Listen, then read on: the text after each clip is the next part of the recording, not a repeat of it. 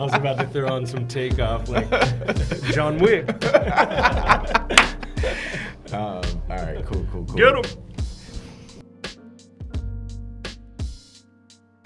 Welcome everyone to Gratitude for Sale, a show where we explore the human experience and discuss testimonies of how gratitude unlocks abundance in all of our lives.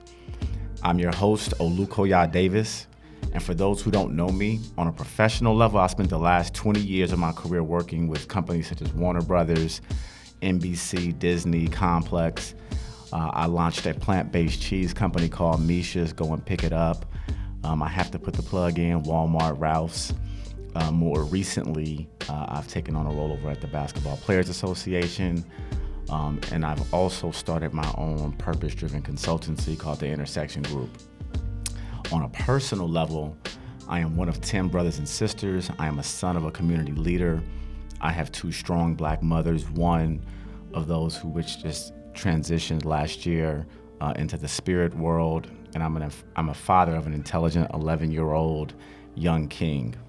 And last but not least, I am the sitting president of 100 Black Men of Los Angeles, a 43 years young organization that sets out to serve Black and other minority youth in Southern California with a special focus on mentorship, education, health and wellness, and economic empowerment. Now that was a mouthful, but I felt it was necessary as I've had an amazing and blessed journey throughout my life, and beyond a doubt, I know that the only reason that I've been able to endure any personal and professional temporary challenges that I've experienced over the years is a direct result of me living in gratitude each and every day. And through that experience and through that realization, I felt that it was necessary really to come and create this podcast and really social experiment is really how I look at it, as one of my, I won't call it final acts of service, but the next level of my acts of service and gratitude to the universe and my community. Now today, I'm lucky enough to have my first guest on the show, a gentleman by the name of Anthony Asencio.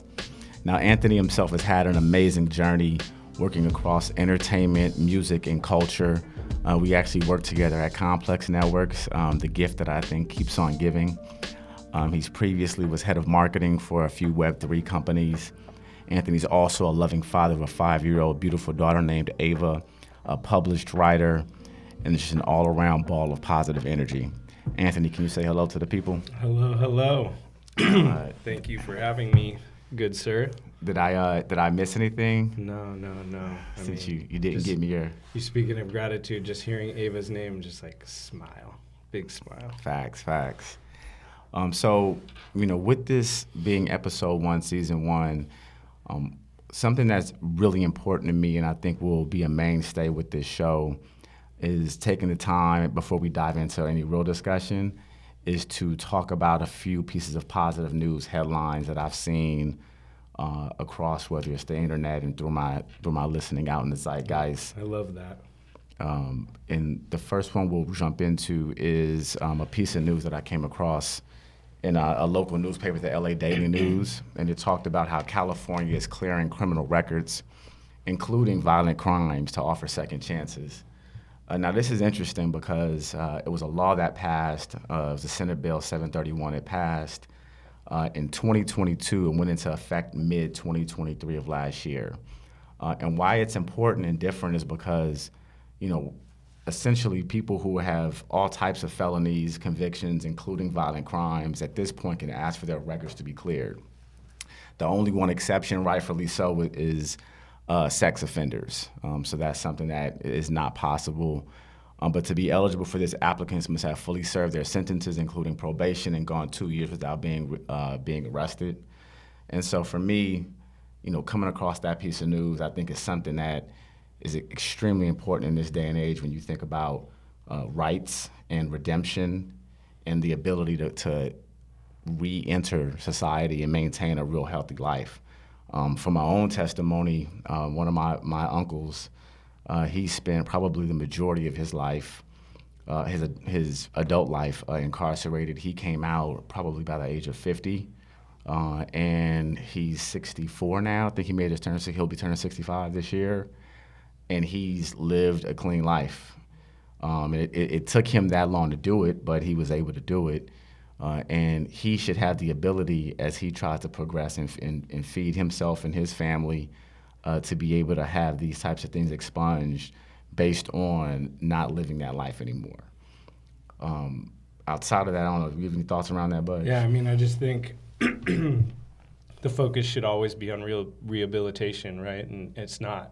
So, I mean, hearing news like that, it feels like a step in the right direction, for sure, 100%. Yeah, for sure. A second piece of news that I wanted to bring up on the headline tip is, we get a lot of conversations around AI, and artificial intelligence and how it is going to be the downfall. It's the end of days. Of our society. But there was a research-funded study out of the UK, out of Oxford actually, and they had some breakthroughs around prostate cancer. Now, with prostate cancer, as you may or may not know, it affects 1 in 8 men. And what they found is that this prostate cancer actually has 2 subtypes. And so that may not seem like a big deal, but what that does is it allows for the research now to be able to further explore the different ways to treat those cancers, similar to the way in which they're able to look at breast cancers and understand that there's different types of cancer. So that's an amazing headline, I think, and shout out to technology and AI, something I know that's super important to you in your world the last few years. Yeah, I mean, I think it's, it's how we use it, right? It's how we interact with it, I don't know what the future looks like, but I know that, in the hands of positive, forward-thinking, intentional people, this is something that can, open our worlds up in wildly exciting ways. So, hearing something like that is super awesome. You don't often hear positive news around AI. In fact, I would say doom and gloom dominates the headlines and the zeitgeist for sure. So, right. I don't think it's boundless how this could help for sure. Absolutely. There was a book actually I read called Scary Smart that is about AI. And it just talks about how the future of AI is truly based on the future of humans and how we teach it to relearn and redevelop its wiring to engage with society. So, again, AI is something I think that we should always continue to lean into in a positive way and see how that may impact the future that we also know is important. The last piece of positive news I want to bring up, a headline, is around Arizona, the state of Arizona. Now, you don't hear positive news from Arizona. Right, I was thinking the same thing, and that's why this was important to me to bring it up, because you don't typically hear, a lot of positive news. I already love your inclusivity here. That's awesome. I appreciate Arizona for the record, but you don't hear a lot of headlines out there. Essentially, Arizona has become the latest U.S. state to announce the cancellation of medical debt for lower-income poor residents. So based on this story, up to 1 million Arizonians are going to be set to have their medical debt wiped as part of a government partnership with a nonprofit called RIP Medical Debt. What they do is, RIP Medical Debt, they use a private donor fund to buy up and pay off healthcare debt. Going on its 10th year in existence, this organization has pardoned more than over $8.5 billion of health bills. It's paid more than that. To cover over 5.5 million U.S. families. So now we're set up to wipe out debt worth about $2 billion in Arizona. So I think that's some tremendously progressive steps being taken in that state. I may be moving there coming 2025 to figure out my medical debt situation. But in all seriousness, I think it's dope. I think that we have to continue to talk about these types of things, because you hear about them. Somebody who may be an up-and-coming politician or community servant in another state may figure out, okay, how can we extend what they're doing they need to extend it to California for sure. Before I jump away from that, any thoughts on that? Yeah, I mean, you kicked off talking about, the incarcerated people's legislation and, how rehabilitation should be the focus. And even with that, it's kind of like the same thoughts. I know we've discussed this before, but it often feels like we're not, society, the cards are stacked against us. This feels like, the system working in a positive way that puts people in a position to win and succeed and participate economically, without, fear and, economic insecurity that, affects most people. Right. So that's like super, super exciting. For sure. Yeah. And I'll just say that, again, tapping in, doing a little research to find some of these positive headlines. It was interesting that I had to do a lot more searching than I would have imagined I needed to, which not shocking. Right. But what it does is it further creates a level of responsibility that I feel to make sure that this is included in this show, because we need to know. We are inundated with so much tragedy and trauma that is real, that needs to be discussed and needs to be brought to light and needs to be addressed. But that is not all the world has to offer, right? And if that was the only thing the world had to offer, we would probably be, living in what some would describe as hell, right? Versus being in this heaven on earth, which also exists contingent upon how you look at life. Yeah, I mean, if you're living in fear, you're not living in faith. And, if everything you hear, is driving you to feel fear and, insecurity and unsafe, then, it's hard to have faith. It's hard to have gratitude. It's hard to have hope. Right. Full transparency, when you told me about having this little segment at the top of the show, I wasn't sure what that would look like, and I think this is great. It's fire. That would, what a beautiful way to kick off a conversation about gratitude. Thank you. So that being said, obviously, I know you. There's a lot of things that I've come to know about you, even just very recently. We go back almost 10 years now. But I would love for you to begin just kind of taking us back to who is Anthony Asencio. Yeah, I mean, it's we just did a little playthrough, and I was uncomfortable in, being even asked that question, tell us about yourself, or who are you, I feel like I'm just kind of now at this stage in life finding out what the answers are. And, my first thought in thoughts around answering a question about, telling us about yourself, I think my default is my conditioning, right? My programming, which is really limiting beliefs and thoughts around what's important. Career, what's your title? What do you do? What's your experience or whatever, and that's really has nothing to do with who you are or about myself in some cases, not all. I think I'm finding ways to merge the two into one, which is great, but, I'm a only child. I'm from a suburb of Los Angeles. I was born in Santa Monica, but I grew up primarily in Westlake Village, which is, not too far from here. I lived in Tampa, Florida for a few years in middle school. Tampa, Tony. Where I had questionable style choices and, a lot of, got into some trouble as a child there. But, I'm pretty much a SoCal baby for sure, through and through, LA baby through and through. Went to UCLA in college, spent, almost 100% of my career in LA working in media, marketing, entertainment, advertising, kind of on all sides of the business.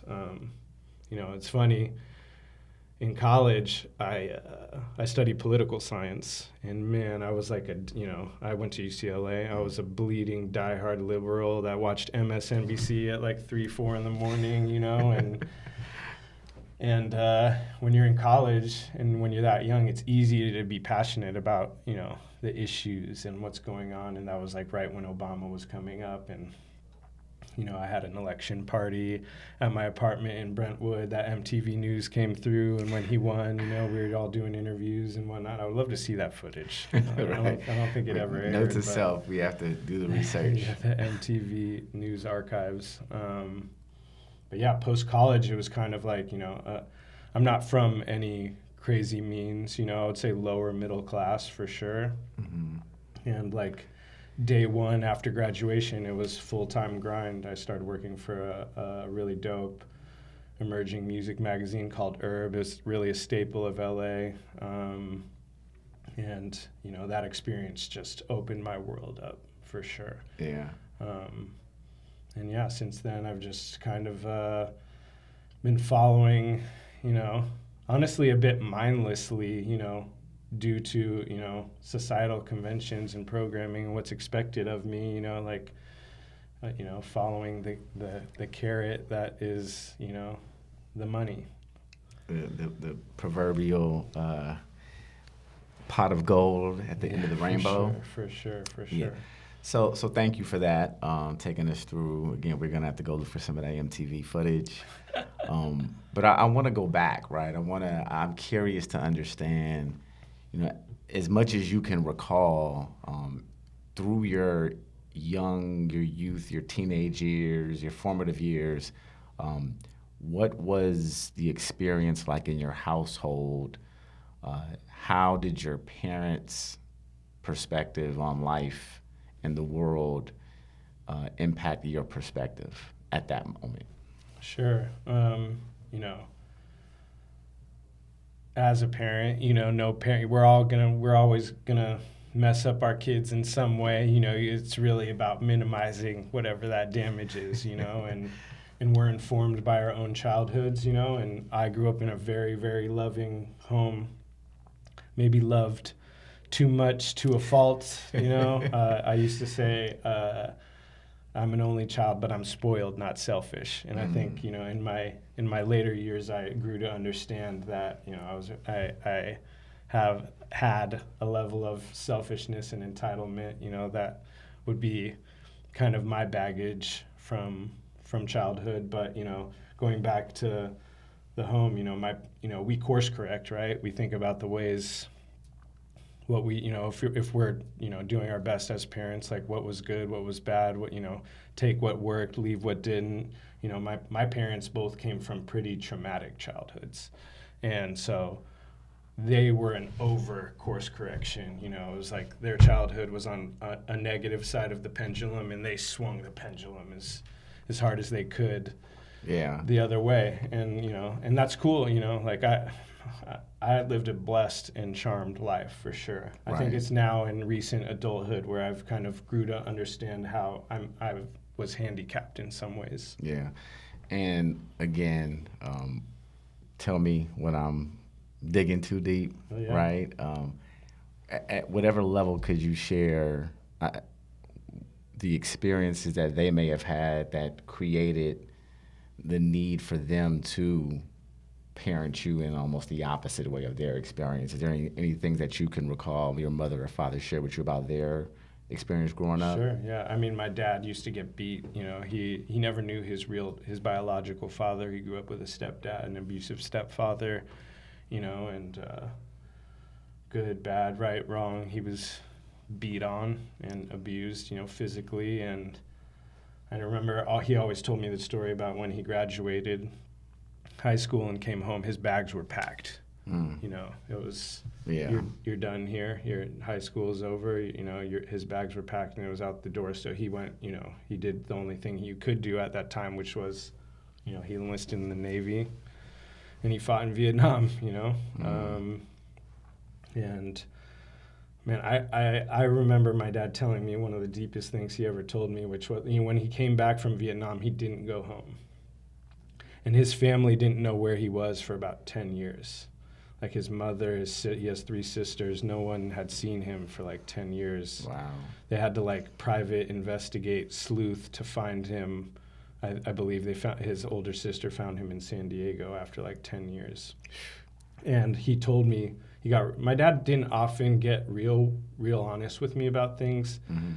because he didn't want me to experience some of the things he experienced, he didn't want me to make the mistakes that he made. So he wasn't super transparent or forthcoming with a lot of experiences and information. But one thing he told me was like, he felt that his family didn't love him.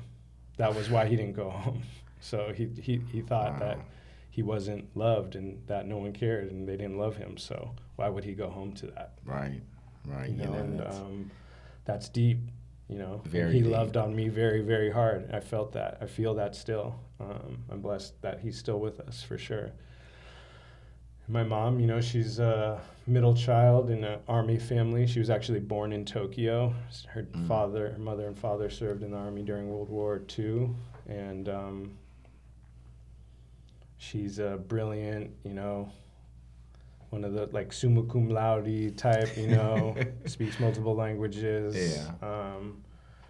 Brilliant, loving individual, but, grew up with her own, trauma from her mother and, Right. and her parent, and a broken home. Her parents were divorced. Her dad started, a new family. And, I think that I know that the middle child experience is a unique one. I think, my understanding of it, and not just her, but like people that I know, is you often feel overlooked and underappreciated. And, Yeah. and I think that there were, I don't know how specific I want to get on the mother stuff, but like, her mom made her feel less than in a lot of ways. Right. And created insecurities that would later affect her into adulthood. That was her trauma and her baggage. Yeah, and it's interesting because you just kind of laid out two foundational points that are to be made around the variance in people's experiences, Mm-hmm. and how someone could hear your father's experience and then hear your mother's experience and may operate from a place of, oh, well, dad had it bad, mom didn't have it, didn't sound like she had that bad, right?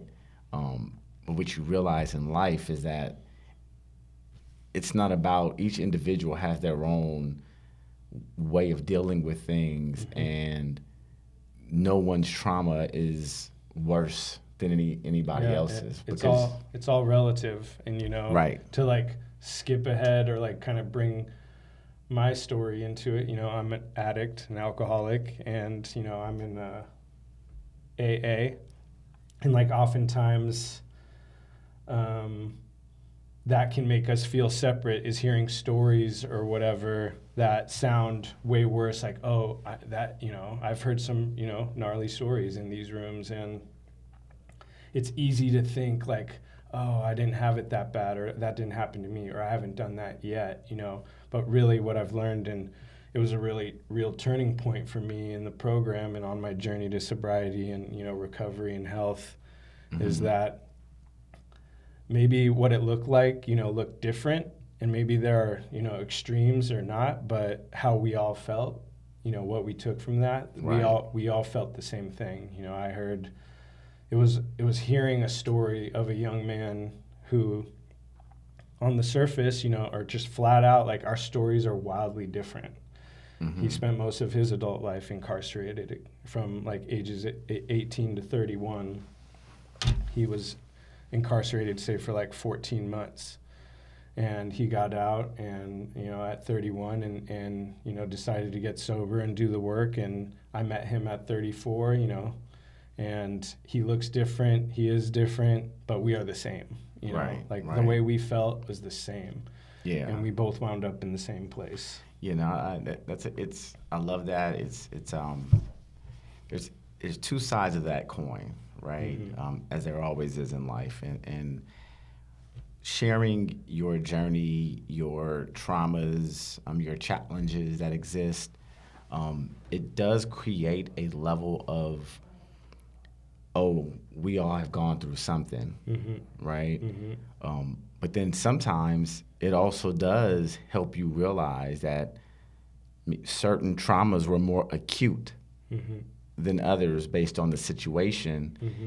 And through acknowledging that allows you to think, man, I'm grateful for whatever that trauma that I had was, because I couldn't imagine that trauma. Yeah. Right. And so where it creates a bond around, we're not so different, we're all similar. It also, with doing the work and putting in levels of thought and removing the ego from the dynamic when you're thinking, it does create a level of gratitude. Sure. And, I never thought I would ever be on a podcast quoting the big book of Alcoholics Anonymous. But, like in the book, it says, like, we neither regret the past nor wish to shut the door on it, Right. I wouldn't be here without those experiences. I wouldn't have gotten to this seat. And, my life in the last 11 plus months has transformed in unimaginable ways, honestly. Definitely, if anything, it's like, oh man, I wish I got that sooner, but that's the journey, like It is. it would have looked different. It wouldn't have, it might felt different, and everything happens on time, Right. The universe, time, higher power, God, energy, whatever you want to call it. And, we spoke yesterday, excuse me. And, I cry. I'm a sensitive guy, I'm a crier. And every time I cry, it's overwhelming tears of gratitude. It's like, hearing one of my best childhood friends in a meeting, lead a meeting and speak and tell his story, and that I get to sit here and I'm recovered now too. And I get to be present and listen to it and just realize, like, gosh, we're both miracles for being here, that we made it through what we made it through. And I'm grateful. Now, let me ask you this. I heard you say you're 11 months sober. We met in 2016, 2016, both again. We're 17. 2017. Yeah. Both working at Complex. And I recall, I feel like you've told me that you were coming out of you were leading into a positive space during that moment, right? Yeah. Have you had these spurts of sobriety over the last 7-10 years, and somehow you kind of got slowed down with that pursuit? And if so, what has been different this time around that you feel is allowing you to like raise to higher levels? Yeah, I mean, when we first met, quite frankly, you were meeting me on the heels of my first experience with the program, where I had a first taste of what it would mean to be my higher self. My story is really, I had a hernia surgery in 2012, and it's a very common tale. I was prescribed pain pills, opiates, and that addiction ultimately really brought me to my knees. And I got to a place in 2017 where, I was unemployed. I was married at the time, but kicked out, sleeping at my parents' house, wondering, what happened, but also knowing, like, man, I've tried to kick the addiction on my own. Like, I've all sorts of tactics, then none of them worked. And finally, for the first time, I asked someone for help. And, like, long story short, I went to AA. I started doing work. My life and blessings came back. I got my job at Complex. That was my second stint at Complex. I had worked there previously. I started succeeding at a very high level and doing my work, at Complex. And I just figured I won't do that one thing. I can do everything else, I can drink. I just need to not take opiates, The tricks we play. Yeah. And, over the next 6 years, I would find out that really, I can't put any substance in my body. I'm, again, to quote that book, I'm bodily and mentally different from my fellows, like when I put a drink or a drug into my system, it produces a reaction that, really, I heard someone in a meeting that I really identified with this, said my drug of choice was more. And I would say that describes me. Like, other than the pain pills, really, like, it didn't matter what it was, I wanted more. Right. And, ultimately it took 6 years to get back into the rooms and, like, really do the work. But, they call it a bottom. I've heard Mike Tyson talk about this. Like, the bottom is that's how you bounce back. You got to hit the bottom first. And, prior to us meeting, that was my first bottom, and I ultimately came to my second bottom in 2022. And that led to me like really going through the work, doing the steps, and like finding real recovery and transformation over the last year. And you were, again, when we met, had just moved back to Los Angeles. You were living in New York you had a small stint in New York. Small stint in New York, and then my parents in Camarillo for a little bit. Gotcha. Okay. Yeah. And then got back here. And it was in that happy, positive time coming out of my first experience, in recovery, where my daughter was conceived. So she was, conceived during a healthy, positive, higher self period, for sure. Isn't it a trip how, this life, this journey, we don't know when the journey will end. Again, kind of, you're going to always hear me say it in the physical form, because I do believe that energy and spirits live on outside of the flesh. Yeah. But at all of these moments, you never really realize what that moment is all about until you have the ability to reflect on it. There's something for being in the present, and as you become more conscious and do a lot of work, self-work, you can have the ability to surrender to that moment and accept it and appreciate it. However, you still don't know the greater context of what that moment means until you look back a year from now, 3 years from now. Have you been to AA? I have not. That's some fire synchronicity right there. However, I will say that probably back in it may have been 2016, 2017, around that time, coming off of my younger brother was murdered, and I have always been a social drinker. I definitely felt like I was probably drinking a lot more coming out of that period. Sure. And I remember, I don't even know who the person I had a conversation with was. It was someone just in my social circle, and they had referenced the Blue Book, right? Yep. Yeah. And I think I went out and bought it. I went out because I just, had these moments of clarity within myself, and I felt like maybe I'm an alcoholic, maybe I'm a functioning alcoholic or something. Yeah. I don't know, but I bought the book. So just kind of going to your comments. I think, we've talked about how the steps really could be rebranded. The alcohol is only mentioned once.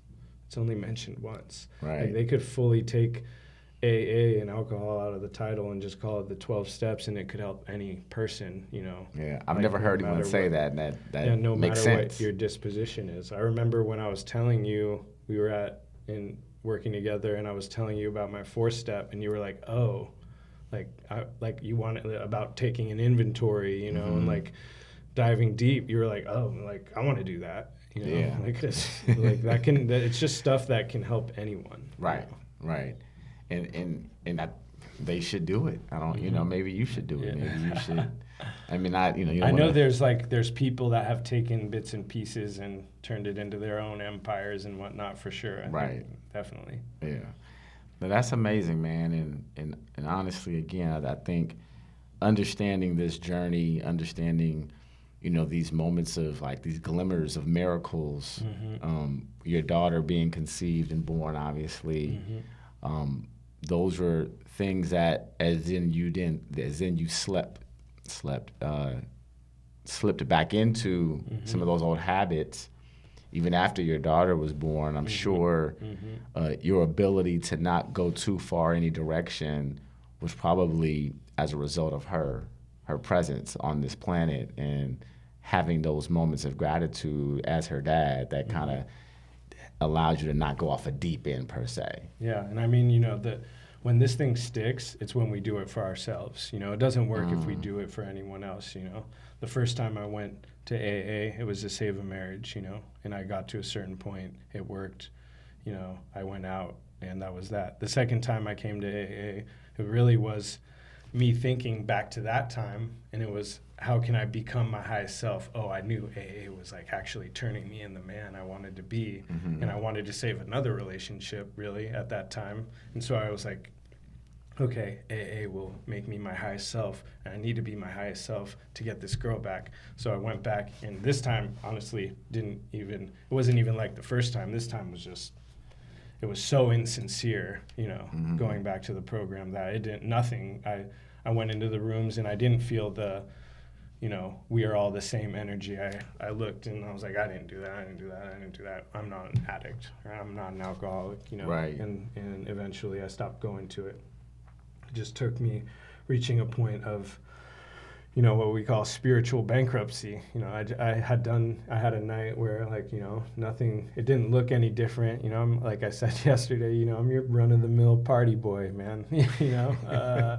What I had done that night isn't, normal people would be like, Jesus, but, Right. it wasn't anything I hadn't done before. It just finally reached a point where I was done. I was done, man. That was it for me. Like it was just a feeling of extreme self-hatred, and that was it. And you knew that at that moment. Yeah, that I was done with that. And this is separate, and we've talked about this before. But what I did first, because I wanted to try everything else. Really, it's so funny how. Some things works, but you have resistance to it, because it requires work, Right. And so was resistant, I had to go do it. So I went on an ayahuasca retreat before I went back to AA. And that was a beautiful experience for sure. But the transformation happens by doing the work, that can only show you things. What you do with that information is still on you, Right. I think there's a misconception of what ayahuasca is, because there's all these stories about heroin addicts go to the jungles in Peru and they come back and they never do heroin again. Well, let's dive deeper into that story. I almost guarantee you that they came back. They didn't white knuckle it. They didn't just stop doing it. They Right. did work. Right. Whether they did AA or some other 12-step program or whatever, they did deep inner work.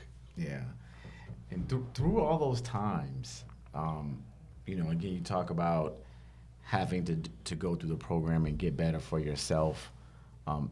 Were there moments of happiness or moments of joy that you can reflect on, even in the darkest moments when you would maybe be coming out, I'm assuming, right? Mm-hmm. Coming out of a bender or whatever, you know what I mean? Whatever those moments were like. Yeah, there's one specifically that I think of as soon as you ask that question, in 2022, 2 days before Thanksgiving, my little cousin, who was more like a sister growing up. She lived in Seattle, and I would go visit her. She would come down here and visit. We were really, really close growing up.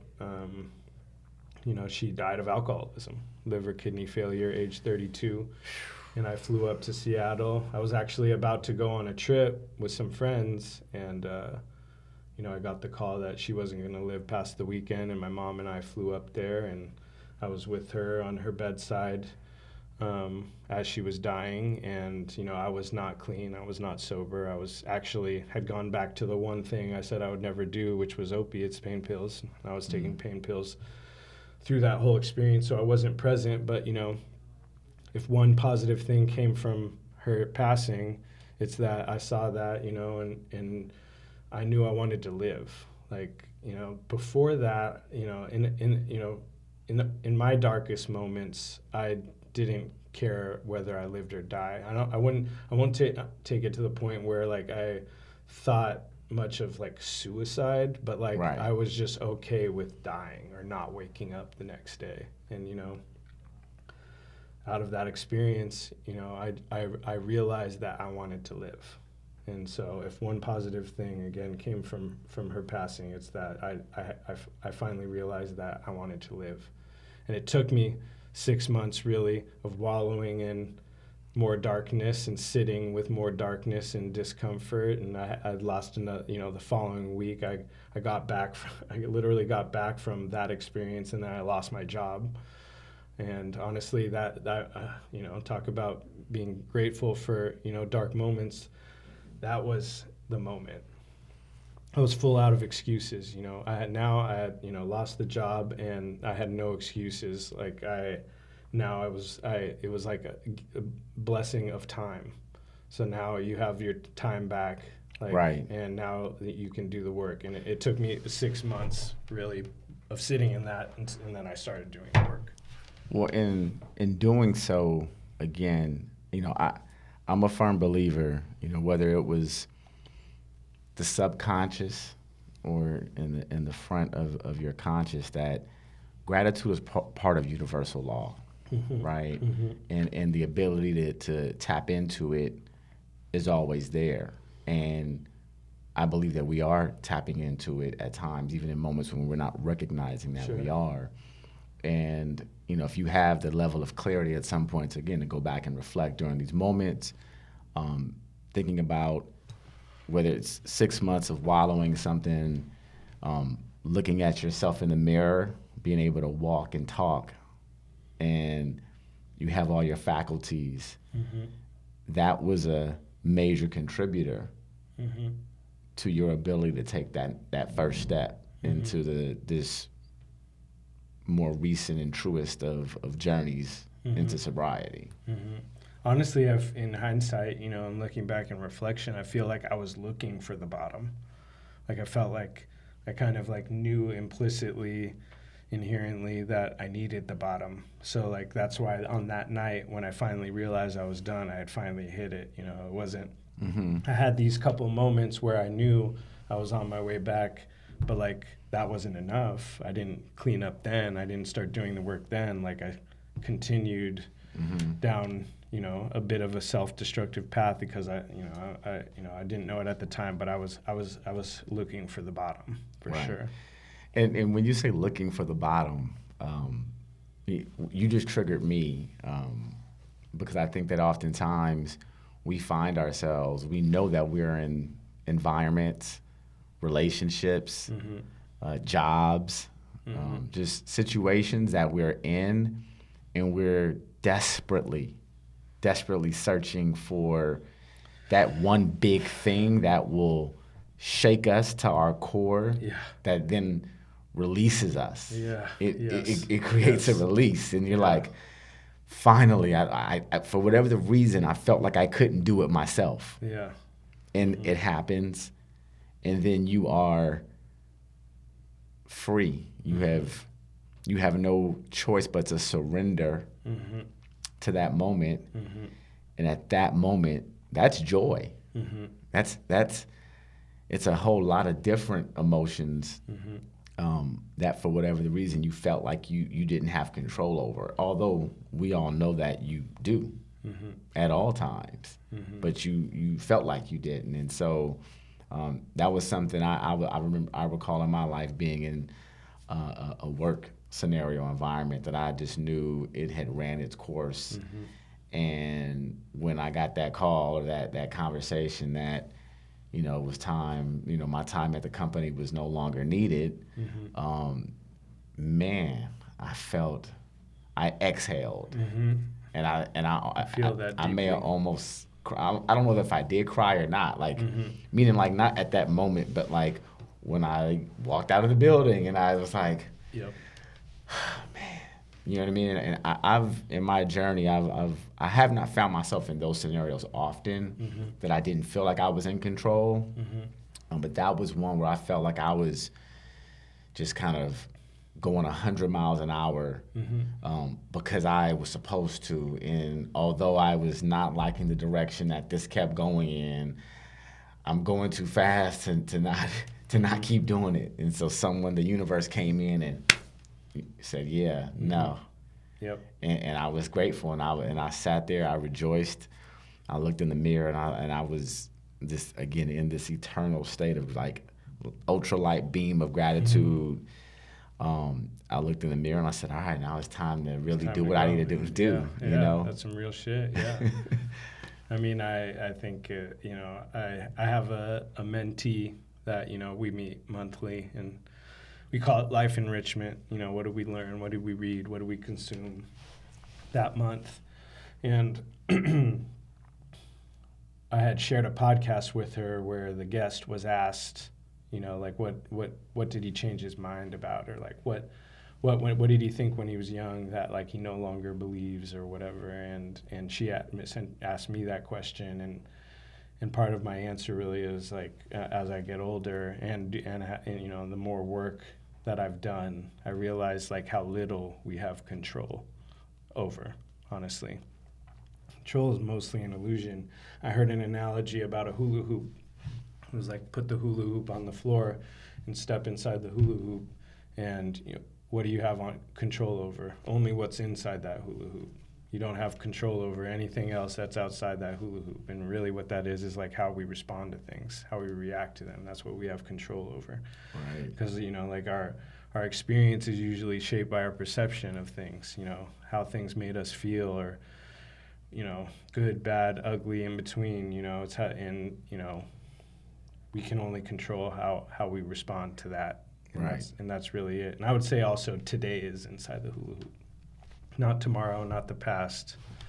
Yourself and the present moment are inside that hula hoop, and that's all we can control. And, you know, you mentioned surrender. That's a core tenet of AA, you know, and we must surrender to the universal energy. 2 books. You know, before I start going on this rabbit hole of books, The Power of Now, right, Eckhart Tolle, and 7 Habits of Highly Effective People, Stephen Covey. You hit on both of those books right there with that hula hoop analogy, because The Power of Now talks about tomorrow doesn't exist and yesterday doesn't exist, right? They're concepts, but they don't actually exist yet. And so that's important. And the other part of that with 7 Habits talks about your sphere of influence and versus your circle of concern, you know, and the circle of concern oftentimes is way bigger, right, than your sphere or circle of influence. Yep. And we spend too much time on the circle of concern, right, when if you just focus on the things you can actually influence, that's how you incrementally make your life better, and you become more effective, you know, whether you're talking about work or personal, you know, focus on things you can actually control. Yeah. I mean, I'm so encouraged by the progress and like what it looks like, and all progress really to me is incremental. Like, you know, things don't happen overnight in huge leaps and bounds, you know, like everything is usually small steps, small gains leading to future big wins. And, you know, if my life can look like what it looks like after 11 months of this, what could it look like, you know, 2 years from now, 5 years from now, 10 years from now? I mean, that's exciting. And really, and that the only way it plays out that way is if I take it one day at a time, you know, one moment at a time. You know, true freedom is presence. Right. Are there any, so 1 or 2 months into your sobriety, were there any moments, you know, incrementally that you said, oh, this feels different? Yeah. I was actually just talking about this today. I mean, it felt different pretty quickly. Like when I took my 30-day chip. I was on the beach, and I cried, and really it was tears of gratitude, and I knew that it was different. I knew that it felt different, and I just knew it was different. Like it's a feeling, right? You know, there wasn't much else other than I could feel that this was different, you know. Right. I would imagine, though, and again, just lucky enough to have conversations with you outside of these environments. You mentioned that you went to a rave. Oh, yeah. I've been sober. To a couple. Yeah. Very and interesting. I have to fun. imagine, like, even, you know, during my stints of if I go 2 or 3 months or 5, 6 months without drinking, that I think part of that, the biggest challenge is not when you're just sitting at home and you're not being influenced to have a drink. It's when you put yourself in environments where that's normally what happens. What was that experience like? Yeah, I mean, well, I was with friends. The first one I went to, I was with friends I hadn't seen in a while. And so I was like almost 50, 60 pounds lighter. You know, I looked way different. You know, the first reactions were like, you look amazing, you look great. And I just led with, I'm sober. You know, and so it kind of, you know, if they're really your friends and people who care about you, they're not, you know, that's all you need to say. No one's going to bring anything into your purview, you know, to knock you off course, ideally, if they're your friends, you know. Right. And ultimately, you know, I've been asked this question, like, is that hard for you? Is it hard for you to be around that? You know, I saw things that night. I saw some shenanigans. It was interesting being on the other side of it, seeing other people kind of spun out and, you know, having a good time or whatever. But also, you know, doing it, you know, more responsibly than I would do it, you know. Right. You know, my answer to that question is always, it's not hard. You know, if I'm spiritually fit, you know, if I'm doing the work, it doesn't matter where I go or what I'm doing or who I'm with, like, I'm good, you know, God's got me, the universe got me, whatever. But I just felt like in that moment, and I feel like that now, and, you know, I pray that this feeling continues, is that there was nothing external that could elevate my vibe. There's nothing external outside myself that, you know, could elevate my frequency. You know, like, I'm high off life right now. Like, I feel good. My body feels clean. I feel strong, healthy. You know, I eat well, you know, I work out, you know, I have a routine that I stick to, and, you know, habits that, you know, small that I've gained, you know, over time. And, you know, there's just nothing I could put into my body that's going to make me feel any better than I do right now. Right now. And take a breath on that, because that's like salute, right? That's amazing. And again, I feel lucky to know you and be able to be present during this journey. Likewise. Because I'm soaking it up. I'm curious, again, kind of on a basic level, you know, do you recall the moment in which you were like, oh, I'm going to go to this rave with these friends? You got the invite, or you initiated the, hey, let's go. Did you have to go through a mental exercise prior to anything, something even simple? Maybe not, I don't know, right? I'm just saying, were you like, all right, I'm about to go to this rave, don't, you know, do the thing, I don't know. Like hype yourself up. Right. Like, you're good. I am a strong and capable man. Right. Affirmations are necessary. I'm sure there were some prayers and meditations, you know, before embarking on that, but I like house music, you know. Right. I want to go dance and have fun with my friends. And, you know, the last time I saw that group of friends was exactly a year prior, and I was in terrible shape. And it was a bad weekend. And, you know, honestly, you know, I don't know if this is egocentric or self-will driven, but part of my motivation really was to go, like, show them that I'm okay, you know, kind of really like just like show up and have people feel a better energy from me, a more positive, you know, healthy energy from me. And so I was excited to go. I was excited to see this group of friends, so they could see me in an elevated version of myself that, you know, was natural and free, and not, you know, that, you know, I won't get into specific details of that weekend the last time they saw me, but people expressed concern about some decisions that I made. So it was nice to go back around them and show everybody that, you know, I'm okay. You know. Right. Yeah, that's amazing. That's big blessings coming out of that.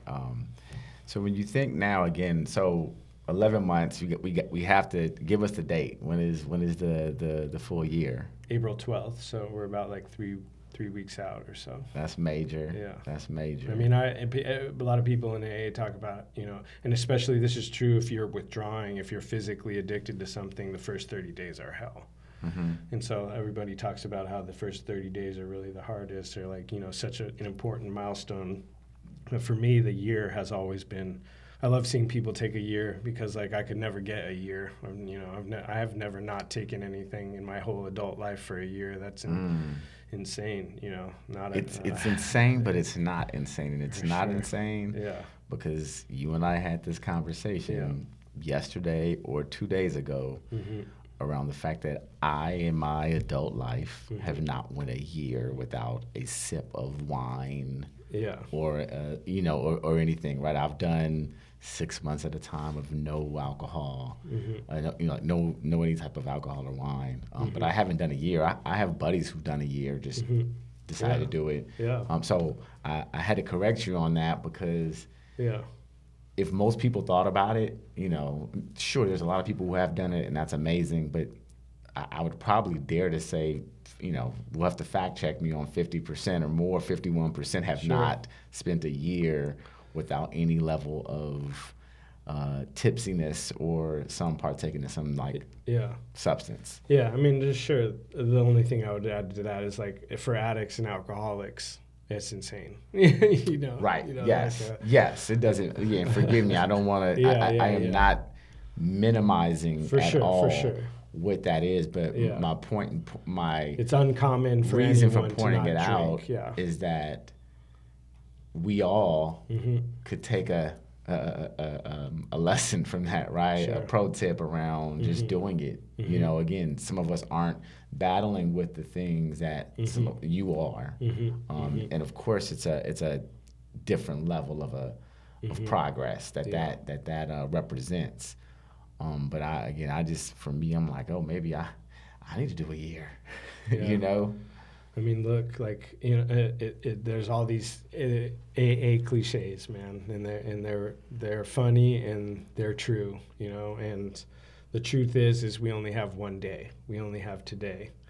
And that's where I need to live, I actually have had some moments recently where I've started giving myself credit, or started, for the last year, really, and I just think that there's just a higher energy, a higher power working on my behalf. We talk about books, and I love The Alchemist, and talk about your personal legend and how the universe will conspire in your favor, and you set the intention. And like I just feel that to be true. So like as long as I'm living in today and I only have today, like then I'm in a good spot. Like I'm not taking credit for something that wasn't me. Right. Now, we were coming on to the last few minutes of this discussion. What piece of advice would you tell Tampa Tony? And to put it in context for a quick second, who is Tampa Tony? I mean who was Tampa Tony? I mean, he was a dude that lived on the second floor of his apartment with his parents in Tampa, Florida, and would hop out the window, at night and run the streets with, some unsavory individuals. And actually back then, people were smoking weed and drinking, and back then I didn't do any of that. I just it was be around cool, thuggish type people, honestly, and just to by association make myself feel search for identity. And what would I tell that version of myself? Well, I would tell myself that you're whole, you're okay, you're good. I've struggled with imposter syndrome, in real substantial ways, and I think it started in that ayahuasca journey, and has continued through doing the work that I've done. But like I've come to learn that I'm whole. Like whatever it is I was seeking in a drink or a drug or an experience or a relationship, I have it already. Like I am whole. And that's what I would tell my young self is that you're whole. Like you don't need any of this stuff to be whole or feel whole. You're good. You have abundance. Abundance is already around you and within you, and at the tips of your fingers. I'm blessed. I've lived a charmed life, and no one's really left me in this journey. No one except for one person. And that was a healthful experience that I needed for sure. Was her to leave, but the people that love me and have stuck around and stuck by me, they're part of that wholeness. Like people love me. Like when I did amends with some of my closest friends and family and loved ones, it was just like, it made me cry in a lot of ways, but it was like, we know your heart, that's, we didn't, we're here because we know your heart. And honestly, they knew my heart before I knew it. Right. Well, absolutely, it takes that sometimes, right? But it also, as you referenced, it takes people, moments, opportunities coming in and then going out of your life. Mm-hmm. That's necessary. Yeah, I mean, one of the realest right? things you ever told me was a reason, season, or a lifetime. You know, I never heard that before until you told it to me, and Really? and that's just so. That just that Yeah. hit too, and you know, during that time, someone had left, Right. and it was Right. hard for me to reconcile that. You know, when you think someone's your person, you know, and suddenly they're not. This is hard to reconcile, and that's when you told me that a reason, season, or a lifetime. It could be two. You know, I think that was a reason and a season. You know, and that was Absolutely. that was a experience I needed to have, and I've learned so much from it. And you know, gratitude. I'm grateful for it. You know. Yeah. You know, shout out, you know, to those people and that person, you know. Shout out to the universe for Yeah. for creating that experience to get you Yeah, to move you incrementally to where you are now. 100%. Right? Because if you didn't have it, who knows if you would have been able to pull from those places or have those places as a reference point Yeah. to understand what that pain or what the facade of what you thought in your mind was hurt. Yeah, for right? sure. Felt like. Yeah. And that's something, again, during the moment, whatever that situation dynamic may be, you don't see it. No. You were in it, and it's okay. It's Yeah. okay to be in it because, Yeah. again, if you're not in it, you can't come up out of it. Yeah, yeah. Right? So Yeah. how are you going to come up out of it if you've never been in it? Yeah. And so it always remains very just present in my world through the various losses of life that I've experienced through friends, siblings, my mother. Man, you gotta deal with it. You know, you gotta endure it, and when you do, give yourself grace Yeah. to be in it for however long you need to, but pray to make sure that you have to come out at some point. And grace is actually one of those things that in the last year I'm only really now understanding what that means. I think there's a lot of things in the last year that, and I talk about this quite a bit with various people, that things I've understood intellectually as concepts that I now have like an inner knowing about. Like, I could define grace, or like, you know, I you know, intellectually knew what that was, but now I really like have an inner knowing, an implicit understanding of what that is, and I can give it, you know, and receive it with other people and with myself for sure. Yeah. I don't get so down on myself. I mean, like if I, you know, knocked a day off course or whatever, I had like a really fatty meal or whatever, I would be like, like it get super down on myself. You know, I'm pretty quick to reset the plate now, and you know, what a blessing. That's a tricky thing, and again, we can probably go around too on that one, because I feel like there's the fine line of giving yourself grace and staying in it too long, right? You know, if there's a such thing as too long, right? You know, some people, I think, can use the phrase or the concept of grace as a scapegoat. Yeah, and it's an excuse. Yeah, you know, there is a fine line for sure. But that's not for us to judge what that fine line is. But it does exist. I think you distinguish between that too by really having an understanding of what grace actually is. You know, like let's be, you know, honest with ourselves, and like, when am I just having grace with myself, or have I fallen so far off the path that now it's just an excuse? Like, we'll get them tomorrow or whatever, because tomorrow's not promised. Right. Which you and I both know. Indeed. Well, Anthony, I appreciate, you know, the vulnerability, the willingness, the accountability as a friend, a business partner of mine, to tap in on this first episode to really capture the essence of what we're trying to do here and what we will continue to do over the years to come with Gratitude for Sale. And so last question is, tell me something that you were grateful for.